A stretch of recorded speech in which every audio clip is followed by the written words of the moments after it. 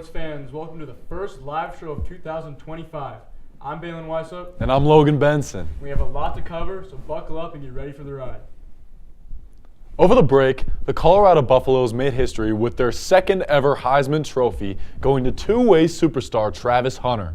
Hunter joined Boise State's Ashton Genie, Miami's Cam Ward, and Oregon's Dylan Gabriel in New York for the ceremony on December 12th, where it was revealed that Hunter beat out Jenny in the closest race of the decade. The junior became CU's first Heisman Trophy winner since the late Rashaan Salam in 1994. Hunter's game-breaking ability on both sides of the ball turned heads nationwide, transcending the sports en route to the sport's highest individual honor. Unprecedented production at both wide receiver and cornerback was the reason for Travis Hunter's Heisman Trophy honor, and a number of other accolades were given to the phenom for different aspects of his play. Hunter became Colorado's first ever Bulletnik Off Award, given to the nation's most outstanding wide receiver. The junior won the Chuck Budnick Award and a Lot Impact Trophy for his stellar play on the defensive end. Among Player of the Year honors, in addition to the Heisman, Hunter took home the Walter Camp Award and AP National Player of the Year, as well as a second straight Paul Hornung Award for his versatility. Travis's overflowing trophy case added to the legacy, perhaps the greatest individual season in the history of Colorado football. The Buffs went to their first bowl game since 2020 in hopes of winning their first bowl game since 2004. Instead, they laid an egg in the Alamo Bowl against the BYU Cougars, losing 36-14. Travis Hunter was the only Buff who had a notable day, tallying another 100-yard day and a touchdown to end his tenure with the black and gold. Shedeur Sanders ended his season throwing for 2 touchdowns and 2 picks, along with taking 4 sacks. The Cougars flustered CU's offensive approach and ran the ball at will in an ugly end to Hunter Sanders and many others' time in Boulder. The Buffs managed to force several turnovers, but could not get off the ground to keep pace, finishing the season with a record of 9 wins and 4 losses. With the NFL draft quickly approaching in April, Colorado houses much potential even beyond the big names. With headliners Shedeur Sanders and Travis Hunter expected to go early in the first round, CU fans' expectations are high and predictions have run rampant in the new year. Sanders is expected to be the first quarterback drafted, and with the Las Vegas Raiders securing the second pick in this year's draft, he would be a great asset for the struggling team. After adding Heisman winner to his impressive resume, Hunter looks to continue his versatility on both sides of the ball at the professional level, and has expressed confidence in being the first selection in the 2025 draft. Stellar defender B.J. Green may also be a sleeper pick, a leader for the Colorado defensive unit. Green never missed a game in his collegiate career during his time at Arizona State or in Boulder. Clemson transfer linebacker Levante Bentley also recently declared for the draft and looks to bring his talents to the next level. The winter window for the transfer portal has closed, but not before Coach Prime was able to attract a plethora of athletes from across the country. Coach Prime was able to bring in 17 total athletes to create a transfer portal class that ranks in the top 25 in the nation, according to most leading sources. Notable newcomers on offense are Caden Salter, a quarterback from Liberty, who's had a lot of success in the Conference USA, and 4-star wide receiver Joseph Williams, who had a solid start to his career as a freshman at Tulsa. 2 high school 4-stars have been added to the defense as well. Cornerback Makarai Vickers left Oklahoma from Colorado, and defensive lineman Jaheim Otis came from CU from Alabama. Many positions were also addressed, though, through the portal, including the O-line. 4 O-linemen have been taken from the portal. All of them come with starting experience. Of course, the portal does work both ways, and several athletes decided to leave CU, most notably linebacker Nikhil Hill-Green and Dayton Hayes. Well, the Buffs have wrapped up most of their offseason roster construction and are on the hunt for a few new position coaches. Rumors have swirled in the recent days connecting Deion Sanders to NFL head coaching jobs. Reportedly, the Dallas Cowboys have been in contact with Sanders with hopes of naming the former player and Super Bowl champion their next head coach. Many have been quick to point on outgoing contract negotiations between Coach Prime and Colorado's athletic department, so it appears that news of either re-upping in Boulder or suddenly heading to the next level is imminent. A Buffs legend was immortalized over the break as former cornerback Deion Figures was enshrined into the College Football Hall of Fame. The 10th Buff to be enshrined, Figures was a Thorpe Award winner and shutdown corner on the 1990 National Championship team. During his 4 years at CU, Figures recorded 12 interceptions and even returned punts for the Buffaloes. With the NFL divisional round starting tomorrow, let's take a look at the former Buffs in the playoffs. Akello Witherspoon played for the Buffs for 3 years before getting drafted to the San Francisco 49ers as a 66th pick overall in the 2017 draft. He is currently starting at cornerback for the Los Angeles Rams and recorded 3 tackles and a crucial sack in their wild-card win over the Vikings. Another former Buff in the playoffs is defensive tackle Josh Tupou, who is currently on the Ravens practice squad. Tupou has occurred in 3 games for Baltimore this season, contributing 3 total tackles and 1 sack. We wish our former Buffs the best as they try and help their squads win a Super Bowl. Colorado football lost its most important last week, Bill McCartney. McCartney revived the program after becoming the head coach in 1982. He had a record of 93, 55, and 2 as the head coach from 1982 through 94. He won a national championship, 3 Big 12 championships, and 7 Coach of the Year awards from various outlets. On top of that, he is known for igniting the Colorado versus Nebraska rivalry, which is just as intense today as it was back then. The Scobuff Sports family sends their thoughts to the McCartney family as we celebrate the life of a Colorado legend.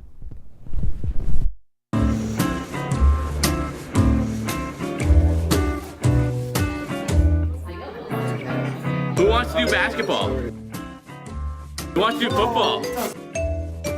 Who wants to do soccer? Who wants to do volleyball? That's so sick. Videography. Anyone want to do that?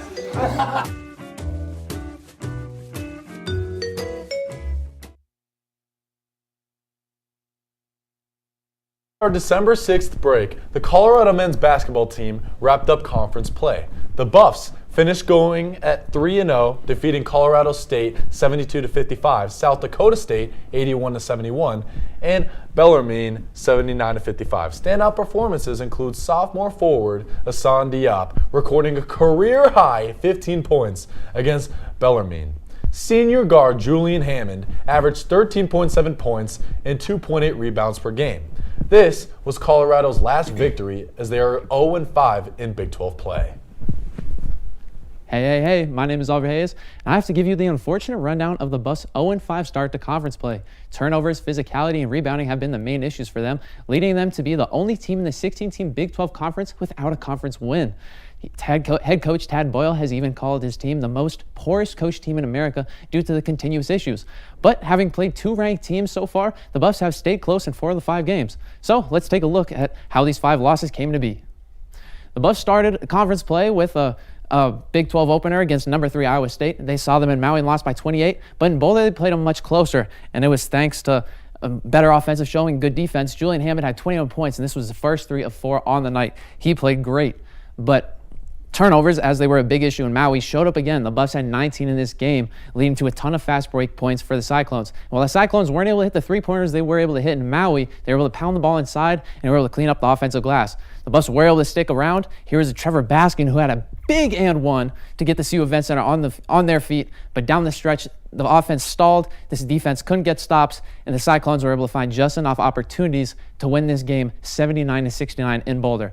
The Buffs will face them for a 3rd time this season in Ames, Iowa, later down the road. But it will be a tough one for them because the Cyclones, they have a heck of an arena out there. Heading to Arizona State, however, the Buffs, this was their only game of the 5 losses that was a blowout. They lost this one by 20. It was thanks to the Sun Devils' hot 3-point shooting as they hit 13 threes on the night. The Buffs also shot sub 35% from the field, and with their slow offensive start, the Sun Devils had all the momentum. They were able to push the ball and get the ball inside. Here was Jane Quaintance with a layup. Julian Hammond was held scoreless in this one as the Buffs were able to not really get any offense, but Trevor Baskin shined as he had 23 points, 10 boards, and 4 steals in this one. It was his best performance of the year. Still, the inside was too much to handle for the Buffs as the Sun Devils won this one 81-61. So It was a tough one for the Buffs, but they headed to Orlando, to play the Central Florida Knights. Julian Hammond bounced back with a career-high 26 points, 5 assists, and 5 rebounds. There was a floater and a three-pointer right there. This game was a close one, and turnovers once again showed up for the Buffs, and the fast-paced Knights pushed the pace. Here was a big 3 for them. But in this close one, Julian Hammond stepped up with the aforementioned 26 points. Here was a big 3. Bingo! He hit that one to put the Buffs up 1. And even though the Buffs, played them close and trailed that at one point, he tried to go for it again, but airballed. It looked like the Knights were going to get this one, having the ball with 4 seconds left, but Keyshawn Hall was not able to get the timeout, leading to a 5-second violation. Obviously, head coach Johnny Hawkins was pissed. He did not understand what happened. But as you can see in the replay, Hall was signaling to the bench rather than the referee, leading to the miscommunication. With 4 seconds, the Buffs had a chance. They went to Elijah Malone, backdoor, and he was swatted at the rim, leading to their 3rd straight loss to begin conference play. So, heading back to Boulder, playing number 20 in West Virginia, they looked to bounce back.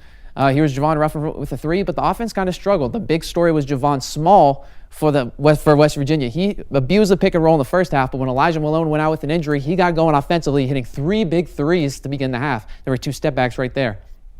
But the defense kind of stepped up with Malone not in the game, and here was a big basket tip slam that got the CU Event Center on their feet. It's something that he's been able to do all year. But down the stretch, the Buffs were not able to do what they were not able to come with stops their offense as they had in the, similar to the first few games, leading to a 78-70 loss to West Virginia. Now in their most recent game against Cincinnati Bearcats, who were the only other team without a conference win heading into this game, the Buffs were not able to get the job done. Cincy was able to build their lead on 15 turnovers, but Bang got Dak without Elijah Malone played 30 minutes, and here he reached up to the heavens for a big alley-oop slam from Trevor Baskin. Here you can get a second look at this one. The CU Event Center was loving it. Bang got Dak went for a career-high 19 points, 8 rebounds, and 8 blocks, 6 of which came in the first half. But Cincinnati was not afraid to get their own alley-oop themselves. But in this close game, the Buffs were able to play some solid defense. They were clawed back with a 21-6 run, and Trevor Baskin throws it up to Bang got Dak again for another alley-oop slam. The CU Event Center was loving it. Like I said, they're on their feet all night. Social media was buzzing. But the big play was right here as Trevor Baskin scored a layup to get the lead for the Buffs. But once again, the Buffs defense collapsed, and they did not get a single stop in the final 4.5 minutes of this game. The Buffs lost this one 68-62 and fell to be the only team in the Big 12 without a conference win. Now the Buffs look ahead to tomorrow, where they head to Stillwater to play Oklahoma State, a team that has only 1 conference win in Big 12 play so far. That game tips off at 1 p.m.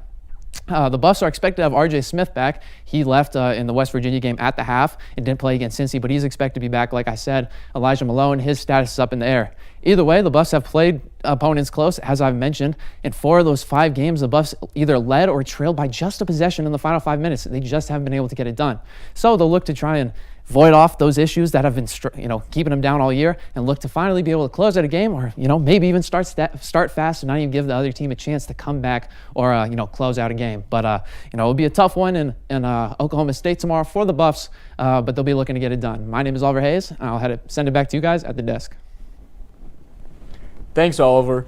In honor of horrible beginnings, what was the worst start to conference play in Tad Boyle's 15-year tenure here at Colorado? Stay tuned to find out later in the show. The men's basketball team looks to turn around their season as they travel to Oklahoma State on Saturday. Tip-off is at 1 p.m. in search of their first conference win. Following their road trip, they return to the CU Event Center this Tuesday to face off against the BYU Cougars. Both are winnable games as the Buffs look to snap their 5-game losing streak. Women's hoop finished out their non-conference play with a 78-61 win over the Denver Pioneers. The Buffs dominated the glass, being plus 20 in the rebound battle. The Buffs also had 4 players in double figures, with Lior Garzon and Ayanna Johnson leading the charge with 14 points. The Buffs were without their 2 point guards and still tallied 19 assists on the day. What's up? I'm Harrison Simeon, and after you saw the men's basketball team's Big 12 slate recapped, I'm here to recap the women's. We start as they took on West Virginia at home. West Virginia, a ranked side, very formidable, and it was the veteran play of the Buffaloes that carried them to a huge statement win on home soil. Jade Masagayo had a huge game with 18 points, and she helped the Buffs take down the Mountaineers. Then the Buffs took to the road to take on Baylor, and it was an old friend, Aaronette Von Lay, that helped the Bears take down CU. It's been pretty much a struggle for the Buffs to have any sort of competitive games on the road this Big 12 play. As you see here against TCU, Haley Van Lith helped the Horned Frogs take down the Buffaloes in Colorado's second straight loss that put them at 1-2 in their first season in the Big 12. But they came home and dominated, first against UCF. Jade Masagayo, nice little layup there. It's been Frida Foreman leading the Buffs in scoring this year. And then against Kansas, Colorado took down another conference foe. Another huge game from Frida Foreman, as she has 13.7 points a game, and it's been the returners, such as Sarah Rose Smith and Kendall Wetta, that have led in rebounds and assists as well.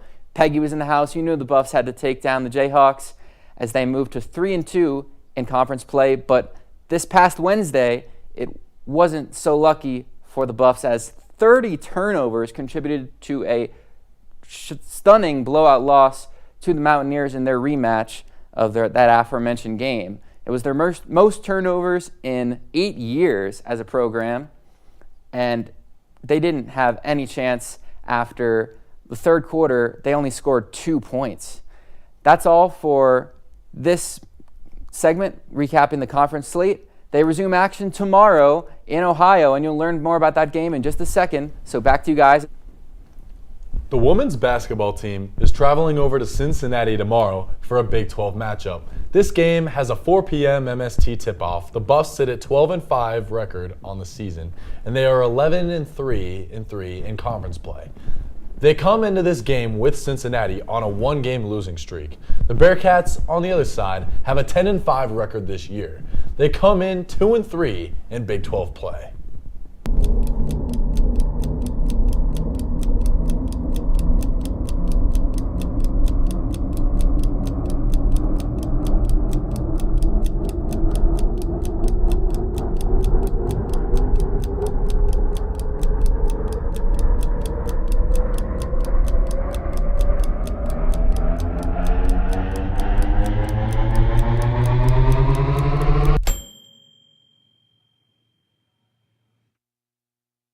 Break, the skiing Buffaloes took to the slopes to kick off their 2025 season. The Buffs just came off their victorious season, winning the NCAA title back in March. At the start of their season, the Buffs were looking to defend, and that is just what they did. During the 2025 Denver University Invitational Ski Alpine Race at Loveland and Copper Mountain, the Buffs showed that they want to keep their title in Boulder. Now, keep in mind, this is just the Alpine racers and not Nordic skiers. On the first day, CU put up 3 podiums and 11 in the top 21, opening the season to a great start. Philip Walkvist placed first in the RMISA qualifying slalom race. The second day, he went 2 for 2, winning his second slalom race of the season. The Buffaloes still held up their lead by 20 points over Utah and Denver. The third day, the Buffs left Loveland for Copper to compete in the giant slalom for their final day. With frigid temperatures of -10 at the beginning of the day, it's shaped to be a challenge, but the herd doesn't stop for a challenge, faces them head on. They dominated the remainder of that event, winning both races and overall as a team in GS. CU set several RMISA records, including scoring the most Alpine points in a meet under the current scoring system. CU led the meet by more than 40 points than any other team, winning 3 of the 4 races. Notably, Walkvist won the men overall. Then, the Nordic team has been attempting to keep up with the Alpine team. Recently, they have raced in Alaska and Minturn. Colorado graduate student Will Koch placed 3rd in the UAA Invitational. The Nordic Buffs will have to step up their game after losing Magnus Bowie at the end of the 24 season. Bowie was a pivotal figure during the NCAA championship races. Our very own SBS reporter Talus Schrieber had a moment to speak with the Alpine head coach Ian Lockhead just after their winning weekend. When asked what he is looking for to keep the NCAA title in Boulder, Lockhead responded, "It's about doing the little things every day. We just try and control the things we can and build every day to get better." This is Lockhead's second season as a Buffs coach. Follow the CU Buff Ski team on our website or social media for more in-depth coverage. While the Alpine and Nordic buffs are claiming podiums, Chloe Heher, a member of the free ski team, is currently competing on the Free Ride World Tour as only a rookie. Currently in Barret, Spain, competing against the best in the world, and her first competition was this morning. After an incredibly technical run, she placed 4th in women's ski, scoring a 67.67 over 6 points ahead of the rider who placed 5th. As the rookie of the tour, Heher is off to an incredible start with eyes on the podium. The Free Ride World Tour will be posting live videos and replays on their website for the duration of the season. The SBS team wishes Chloe luck with the rest of her tour and will be supporting from Boulder. The CU tennis team is back in action this weekend after the break. Currently, the Buffs are competing in their first official tournament of 2025 after playing exhibitions last week. On Sunday, they host the Denver Pioneers for the first home match of the year. Track and field is in the middle of their annual Colorado Classic, where schools from across the state and beyond come to compete. The first day of competitions was today, but tomorrow is when the finals start for most of the events. Fans should look forward to the mile race tomorrow, where there's a chance for history to be made. 8 different runners will push to run a sub 4-minute mile and break the Colorado record for fastest mile time. You can find out if the record is broken and about other results from Colby White's recap of the meet on our website. The Colorado men's D1 hockey team kicked off their 2025 season with an East Coast road trip, the backyard for numerous Colorado players. The trip started with a matchup against the Blue Hens of the University of Delaware on January 10th. The game went scoreless until the 4-minute mark in the second period, where the Hens made their presence known at home. Rapolas Markivincius would respond late in the second period for his Buffs. It was a tough fight in the third, but the Hens managed to pull through with less than 30 seconds remaining, winning by a score of 2-1. January 11th saw an electrifying matchup against the Westchester University Golden Rams as the Buffs looked for redemption after their loss the previous night. Cam Piggott set the tone in the first period with the first goal. The second period was split with 1 goal from both the Buffs and Knights. The third period was all Buffs, with captain Drew McConaughey scoring 2 of his team's 3 goals. Despite the high penalty minutes, the Buffs dominated the Knights 6-1. The Division I men's hockey team traveled over to the East Coast this past weekend for the 2025 Lehigh Winter Classic, where they faced off against teams like the University of Delaware, Westchester University, and Lehigh University. The first day of matchup was against Delaware, and the Yotes took home the 2-1 win over the Buffs. The second day of matchups was against Westchester University, and the Buffs took the 5-1 win over the Rams. The last and final matchup of the day was against Lehigh University, and the Buffs dominated in this as they took the 6-2 win over the Mountain Hawks. The Buffs will return to action this weekend in Tucson, Arizona for a 2-day matchup against the University of Arizona Wildcats. Our men's D2 hockey team had 4 games since we've updated you last, so let's dive into those. On December 6th, they went into overtime against the University of Wyoming, but ultimately lost 6-5. The next day, on the 7th, they took another loss, this time to the Air Force Academy, with a score of 5-1. After winter break, they came back strong on the 10th, beating their rivals, CSU, 5-1. And their most recent game on the 11th was a tough loss to DU with a score of 7-4. Now that the semester is in full swing, they have 4 back-to-back games starting tonight. The best part, all of these games are at home right here on campus at the CU Rec Center. Tonight, they will be playing Michigan State at 8 p.m. Mountain Time. Tomorrow, the 18th, they host Sault College all the way from Ontario, Canada at 7 p.m. On the 19th, they take on the Cincinnati Bearcats at 3 p.m. On the 20th, they go against Loyola Marymount University for a morning game at 11 a.m. Make sure to support your Buffs this weekend. The CU women's hockey team had a quiet break with their last game played against the Minnesota Golden Gophers on November 22nd and 23rd. The series was tight, with both games going into overtime. Game 1 saw Minnesota's Laramie Prell score the game-winning goal just over 2 minutes into overtime. The Buffs' Jordan Bonk responded in a game with a goal just under 4 minutes remaining in overtime, tying the series. The women's team will also play at home this weekend as they welcome the Purcell boarding school team all the way from British Columbia, Canada. This is the Purcell's second trip to Colorado this season as they played the Denver Pioneers back in November, beating them 7-0 on back-to-back days. The Purcell Hockey Academy is a prep school in Kimberly and are playing their inaugural season of U19 hockey. Despite playing their first season, Purcell has won against other universities and sent 4 players to junior nationals themselves in the IIHF. The Buffs will play a 3-game series against Purcell, playing right now at Friday at 5 p.m., Saturday at 4 p.m., and Sunday at 11 a.m. ScoBuff Sports will unfortunately not be able to stream tonight's game, but you can catch the Saturday and Sunday games right here on our YouTube channel.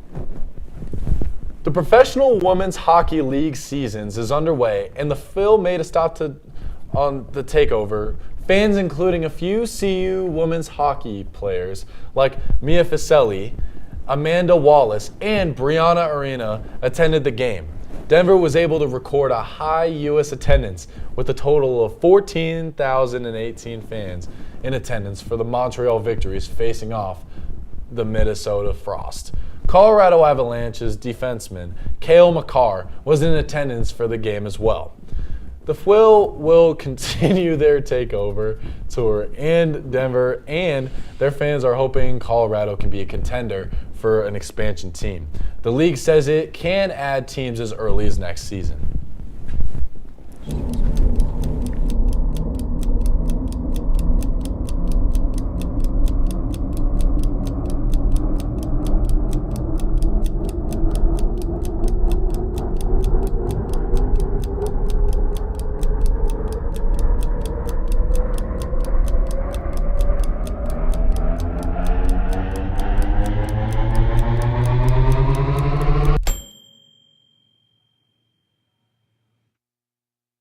Hey Buffs, happy Friday. Welcome back. I hope everyone had a relaxing break and is ready to kick off the new semester with some Buff sports. Just minutes ago, the tennis squad began their first official match of the season at Air Force. Historically, the Buffs have dominated the Falcons, winning 22 of the 25 all-time meetings. Colorado will then travel back to Boulder for its home opener against Denver University at 2 p.m. The Colorado Classic started this morning, where our track athletes will compete in 16 different events throughout today and Saturday. This meet is the first of 3 hosted by Colorado this season. Colorado's Nordic ski team is the reigning national champions and looks to add another this season.